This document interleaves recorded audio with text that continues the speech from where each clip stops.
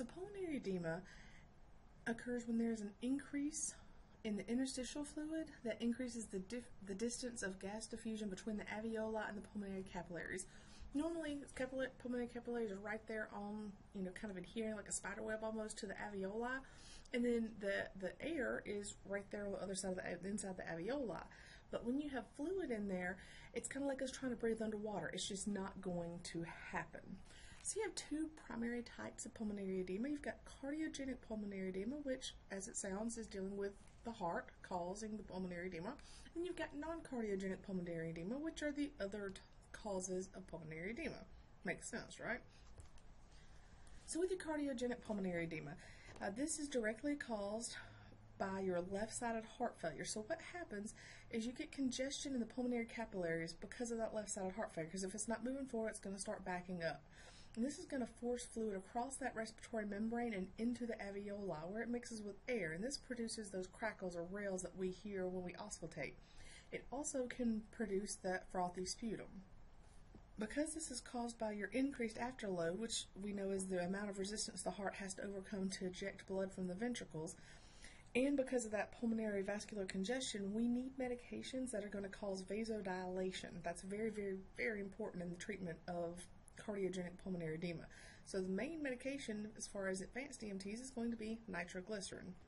Nitro is given, it's a vasodilator, which is going to decrease that afterload or decrease that systemic vascular resistance when given sublingually. Of course, this is according to protocols or direction that you talk to. Some other things, positioning. Oftentimes, left-sided heart failure goes hand in hand with your right-sided heart failure. So you'll find a lot of the time these patients want to sit upright, or they want to let their feet kind of dangle. They don't want to have them level. And another thing you really want to think about is CPAP. CPAP can help push some of, in conjunction with your vasodilator, can help push some of that fluid back across the respiratory membrane into the circulatory system, where hopefully there's now more room for it because of the vasodilator. So CPAP, I personally have seen it save a lot of people that, 5 years ago would have had to intubate.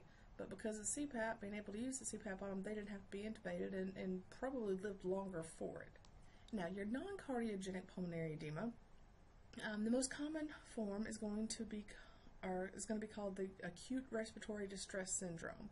All right, and then the other is going to be your delayed toxin-induced lung injury. So ARDS is going to be a complication of severe illnesses, and you usually don't see it in the pre-hospital setting. Usually this is a long-term thing. But there's a couple of different things that can directly or indirectly injure the lungs and result in ARDS, like shock, sepsis, overdose, severe pneumonia, trauma, things like that. And with this ARDS, it has a very, very high mortality rate.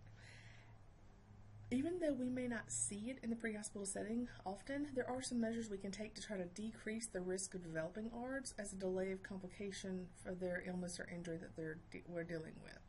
So the main things here we're looking at are recognizing and managing shock, controlling bleeding, ensuring adequate oxygenation, and preventing aspiration of stomach contents through proper airway management. Now, there are quite a few toxic substances that when they reach the lungs by either inhalation or blood circulation can damage the lung or the lung parenchyma, and this may not be immediately evident after exposure. This is going to be referred to most of the time as a delayed toxin-induced lung injury.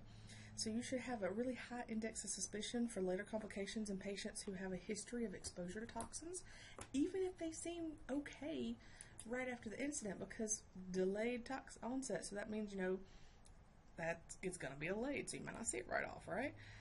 There's some toxic causes of this non-cardiogenic pulmonary edema can be inhalation of fumes like smoke produced by fires, chlorine gas, anhydrous ammonia, so acid fumes or vapors like hydrogen fluoride or sulfur dioxide, hydrogen sulfide, phosgene, and there's a lot of other things on the list as well. So these toxins get introduced to circulation through injection or more oral administration are going to be heroin, methadone, other opiates, narcotic antagonist, aspirin overdose, calcium channel blocker overdose, and scorpions, oddly enough. So with all of these potential exposures, obtaining and getting a complete history, including any herbal medications, any occupational exposures, illicit drug use, etc., is super critical. We've got to get a good history so we know how to potentially treat this patient. So pre-hospital treatment for this is going to be management of ventilation and oxygenation. And that's really all you can do.